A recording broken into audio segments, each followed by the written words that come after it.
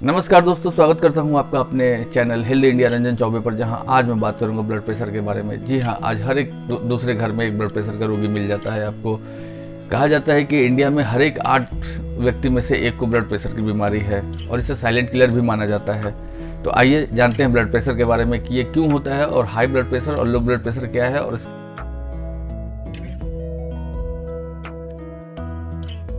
दोस्तों, रक्तचाप या ब्लड प्रेशर रक्त वाहिनियों में बढ़ते रक्त द्वारा वाहिनियों की दीवारों पर डाले गए दबाव को कहते हैं। धमनियां वह नलिका है जो पंप करने वाले हृदय से रक्त को शरीर के सभी ऊतकों और इंद्रियों तक ले जाते हैं।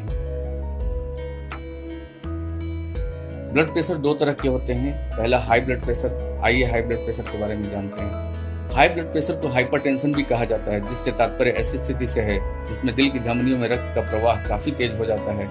हालांकि यह समस्या ठीक हो सकती है, लेकिन यदि इसका इलाज काफी समय तक न हो तो यह दिल का दौरा जैसी किसी गंभीर बीमारी का कारण बन सकता है और इसकी वजह से व्यक्ति की मौत भी हो सकती है। आइए जानते हैं हाई ब्लड प्रेशर के लक्षण क्या हैं।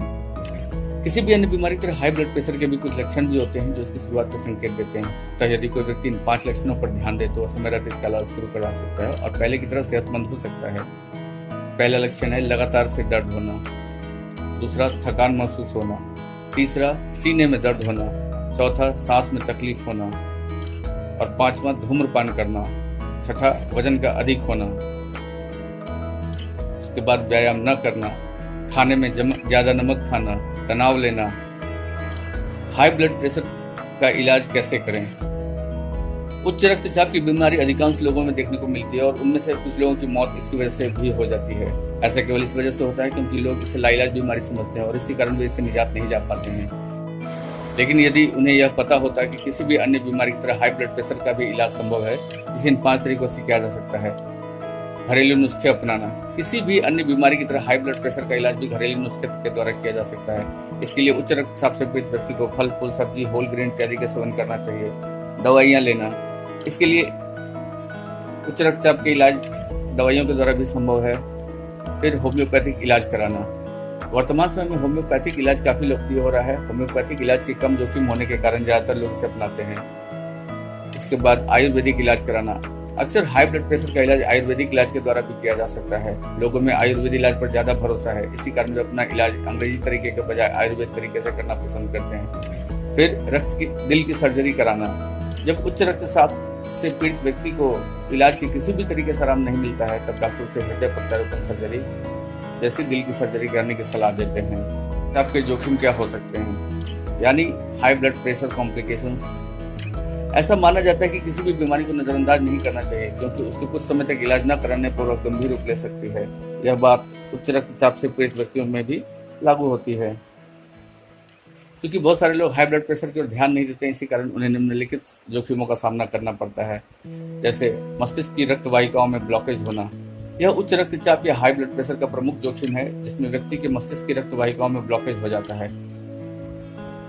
कोरोनरी आर्टरी बीमारी का होना। हाई ब्लड प्रेशर के लंबे समय तक लाइलाज रहने पर कोरोनरी आर्टरी बीमारी का कारण बन सकता है। हालांकि इस बीमारी का इलाज संभव है, लेकिन इसके लिए जागरूकता एवं सतर्कता काफी महत्वपूर्ण होते हैं। फिर दिल का खराब होना। हाई ब्लड प्रेशर के इलाज रहने पर इसके असर शरीर के अन्य भागों पर पड़ने लगता है। अक्सर ऐसा देखा गया कि कई बार हाई ब्लड प्रेशर दिल के खराब होने का कारण बन सकता है और उससे स्थिति में व्यक्ति की मौत भी हो सकती है। जैसा कि पहले स्पष्ट किया गया कि उच्च रक्तचाप यानी हाई ब्लड प्रेशर का असर मानव शरीर के अन्य अंगों पर भी पड़ता है। इसी कारण हाई ब्लड प्रेशर की वजह से किडनी की कार्य क्षमता पर भी असर पड़ता है।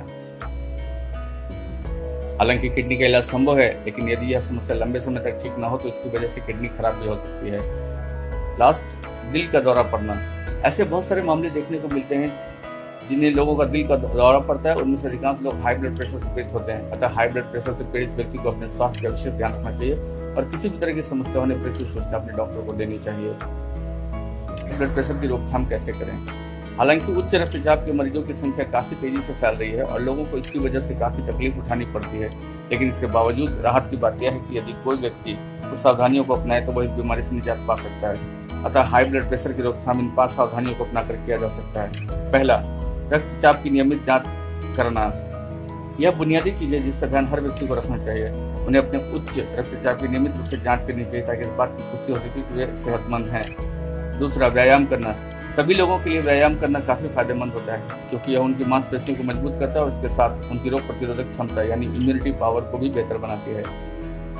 तीसरा, नशीले पदार्थों का सेवन न करना। आमतौर पर नशीले पदार्थों को किसी भी व्यक्ति के लिए लाभदायक नहीं माना जाता है, क्योंकि यह उसकी सेहतमंद को खराब कर सकते हैं।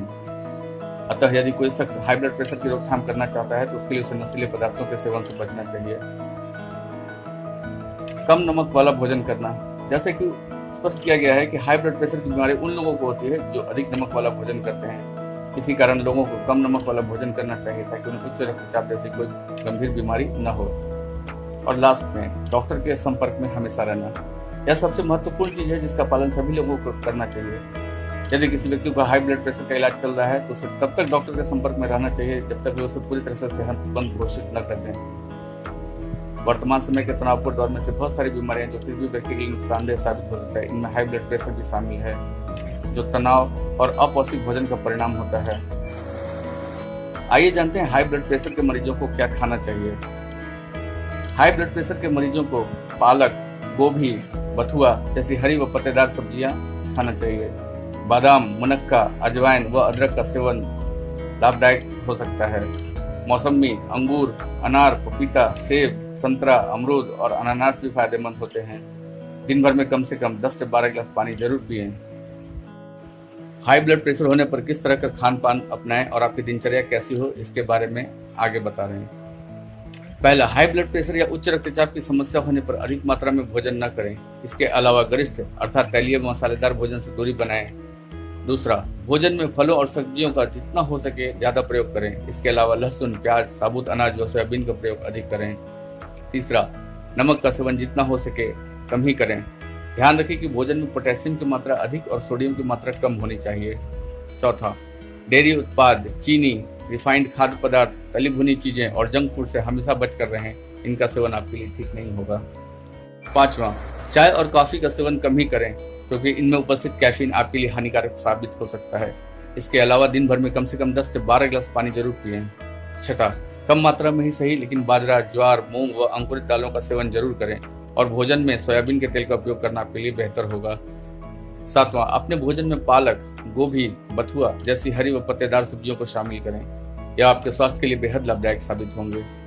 आठवां, अन्य सब्जियों में लौकी, तुरई, परवल, सहजन, कद्दू, टिंडे आदि का प्रयोग अधिक करें और इनके साथ नींबू और पुदीना को भी अपने भोजन में अनिवार्य तौर पर शामिल करें। नौवां, बादाम, मुनक्का, अजवाइन व अदरक का सेवन आपके लिए लाभदायक हो सकता है। इसके अलावा आप घी, गुड़, चीनी, शहद व मुरब्बा आदि का सेवन भी कर सकते हैं। 10वां, फलों में मौसमी, अंगूर, अनार, पपीता, सेब, संतरा, अमरूद, अनानास का प्रयोग आपके लिए फायदेमंद हो सकता है। इसके अलावा छाछ, बगैर मलाई के दूध भी आपके लिए लाभदायक होगा। तो दोस्तों, उम्मीद करता हूँ कि आज का वीडियो आपको जरूर अच्छा लगा होगा। अगर अच्छा लगे तो प्लीज लाइक, शेयर और कमेंट जरूर। नेक्स्ट वीडियो में मैं आपसे फिर मिलूंगा किसी अन्य टॉपिक पर। तब तक के लिए अपने दोस्त रंजन चौबे को इजाजत दीजिए। नमस्कार।